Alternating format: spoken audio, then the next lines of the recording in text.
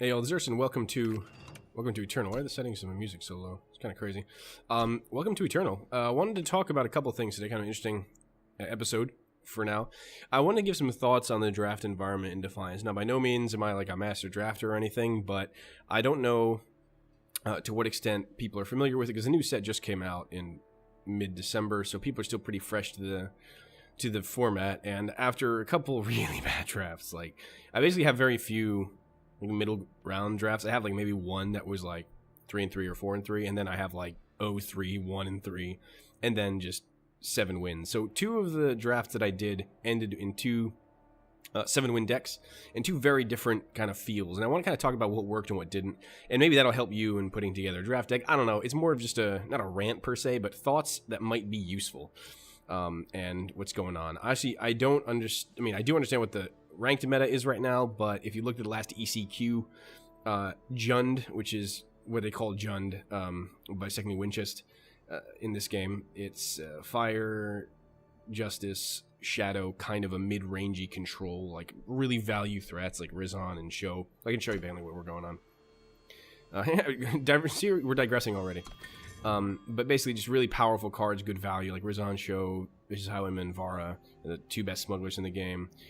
Windhammer, true, I guess. Orc, Runehammer, pretty decent display to get your super value units back. A bunch of removal, kind of like a removal pile style, and then you just get value from Show. I mean, this is not a deck I want to be playing now. There's been some changes I want to make to it, so I've been playing just fun aggro stuff on ladder just to climb, because I'm really behind.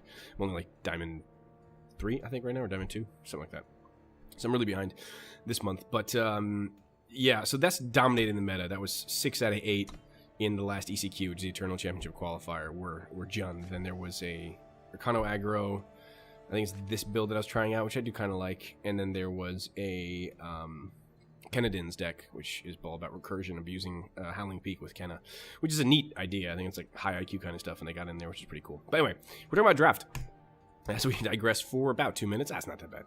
So here's the first Defiance 7-1 that I had, or 7-win deck, and it happened to be a 7-1.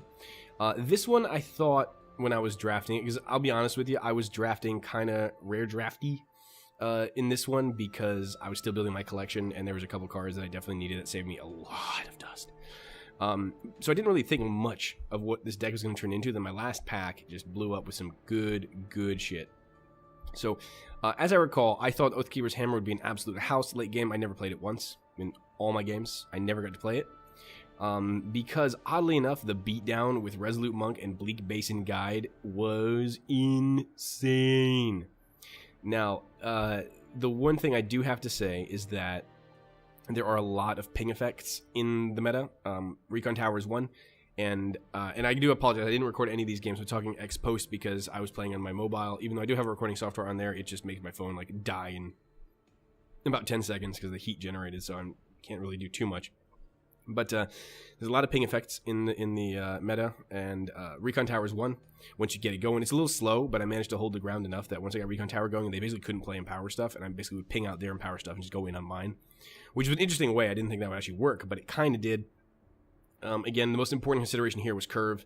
We weren't really going to win late. This guy got pledged more often than not, but one time he did come in as just an 8-8 bitch and just kind of broke my opponent, which is pretty solid. Didn't really have any war cries, so that was kind of all we got off of him. Infused Garden was an absolute house at common in time. It's Endurance Pledge, which is already good, fixing and Endurance, and then Empower +1/+1 permanently, so you get this guy down early, he just becomes really big, really fast, and there's not a lot of hard removal in the format, so unless they're rocking an Annihilator or Slay and they got lucky, this guy just takes games. Like, honestly, it's been an absolute animal. And what was actually a really big help was Elder Astrologer. This is a rare, granted, but once you have a board, playing this guy on a board and give one of your other units +1 and lifesteal for each of your units was huge, because often I would start pretty aggressively with Resolute Monk, Bleak Basin Guide, Illumination Wisp with a weapon, even Hair Trigger Pistol, unspellcrafted was fine, or Crown Watch Longsword, and you start hammering. I'd get them to about 10 or so, and then they would start putting down bigger threats, because you can see, I mean, I have decent, but they're mostly defensive threats, not really offensive threats. I couldn't swing in for very much, but I had a lot of flyers. And then I had like a nearly full board. I drop Astrologer, giant HP or attack on one of these guys, and especially when they were tapped out, it was game. And it's just, this lifesteal swing is huge. You know, they can't block because they'll kill whatever it blocks. Sandbinder Sentinel cleared the way more than once. Great utility card if you can grab it.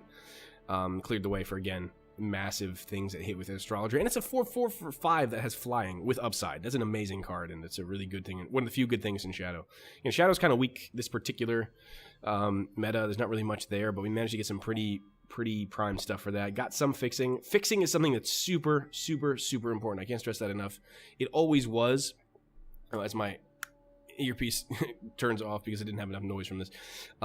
Fixing is super important, especially in this format, because 3-color things are encouraged, and the more you have, the more consistent your deck will be, and you want to overdo it almost. I played 18 power here, plus the Seek power, so that's basically 17 plus 1, so that's 18 power. Sorry, I misspoke that one. And, Argent Banner, Token of Vision, which got us exactly fixing, Token of Knowledge, which got 2 of our fixing. So grabbing one of these off-color tokens is totally fine, and if I wanted to splash Primal, I could. Bannerman for fixing, and Argent Port Stranger for fixing. So that's a lot of fixing, and it made the 3-color strategy work pretty well. Makeshift Barrier is pretty awesome, too, to stall the ground while I went in with my flyers. So really, this deck worked beautifully. I went 7-1. The one draw was stuck on 2 power, so honestly, everything else we just absolutely ran through. I didn't even have to think much. Just, drop threat, go, remove threat, go. Rampart Arbalist, still a house, doing 4 damage, removing a major threat. Orc Runehammer, same deal. These were huge at removal, and you can see we drafted some pretty strong cards, like some pretty damn strong cards. We guys are pretty lucky, but this archetype does work, the empower thing, but I realized that this kind of does kind of peter out, and you want another plan, like hold the ground and go in with flyers to finish them off, because after a while you just stop dropping power, and if you got ping effects going against you, then I'm sorry for you. That's why you have other options, right? So yeah, lifesteal plus empower, mighty combination, and it worked beautifully. So that's one thought on how that worked. The other deck I rocked with was here, and it wasn't quite as strong as you can see. 7-2. It was primarily Justice, because that was really the only stuff giving us stuff. Someone did not want to play Justice this draft, so a lot of the other stuff was taken. And this was more of a just go ham, kill them before they can kill you kind of thing. And it was anchored by Hojan, who was as good as he is in constructed, just absolute animal. And so that's not surprising. That's pretty obvious, right? Everything else here is pretty obvious. Gate Guardian, if the game went late, 5/5 for 6 is okay. You're not too sad about playing something like that in draft. If you renown it with 7 attachments, which is what we went for as soon as we got this sumbitch, and give him a 5/5 flyer with something else, this becomes a scary flying bear of death. It's more than worth it. And here, we also had a quasi-relic strategy going. We had Emerald Ring and Arbalest and Seraph's Beacon, which we could use to pretty good effect to actually cheapen out Acanthus Outrider, which costs 3 less when you have a relic. And you'd be surprised how often that happened with Emerald Ring. We never were able to drop it on 3, but we could drop it on 4. And a 3/3 flyer on 4, when you're doing other stuff, like putting down Emerald Ring threats, is pretty solid. Stuff that underperformed, Unmoored Valkyrie, despite me losing games to this ad nauseum, did underperform for me. I did not have a good time with it. Seraph's Beacon, unless the opponent had a chock full of removal or had really forced blocks, was awesome because you just absolutely went nuts with power generation. I just won games off of this because it is basically a free district infantry plus a Justice Sigil when you attack with 3 more units. So this is really value for money. And coupled with Hojan, this just won games on its own with 2 other bodies on the field. And again, we had a lot of low drops to make sure this got activated quickly, which we could then ramp into our high drops. So we're doing crazy shit like getting Gate Guardian on like 5 or 4, and it's just I think it was 5 basically at the earliest, but we always could drop this guy. We always had power if we got Seraph's Beacon down. Happened, I'd say 3 games rather than the majority, but when it happened, it was just a win. Emerald Ring, awesome with Renown. I think this card was always good because late game is a power sink and you can just outgrow your opponent's units. But now this has gotten so much better with Renown. I mean, it's still a little slow and a little grindy, but if you have enough to hold the ground or you put the opponent on the back foot with control of the field and trade effectively, this can just get your one unit and go out of control. And anything with Renown like this gets flying, this gets lifesteal, this plays the Sigil, which empowers it, like this gets Aegis. It's just, this gets an Argent Soldier. Like, we managed to go wide and just break stuff, which normally isn't really this style of deck. Go wide is more like Winchester, technically, and this is more like weapons. We did a little bit of both, and it was pretty awesome. Again, Arbalest was great. Oathkeeper's Hammer I played once. Not huge, but it was on a flyer, so it was like Acanthus Outrider. Valkyrie Bodyguard didn't do much for me because I didn't really keep armor at any point. That wasn't really the plan, but 3/4 flying body keeps stuff at bay real good. which I like. And then when we do put up Arbalest, we just swing in with her as a surprise attacker, which the opponent generally doesn't expect. And many times I've gotten extra damage in when the opponent didn't think this was a threat and would tap out. We'd play and win. Last but not least, another surprising overperformer was Refracted Sentinel. I was very skeptical of this card because it gives the enemy player a choice of Sigil, which is never good. It ramps your opponent, and it lets them fix. So it's a big, big price to pay, but you do get a 6/4 on 3. Now, all things aside, this guy, I played a game, and I remember this very clearly, dropped this on 3. I got, the opponent had the 6/5 Overwhelm, what was the name?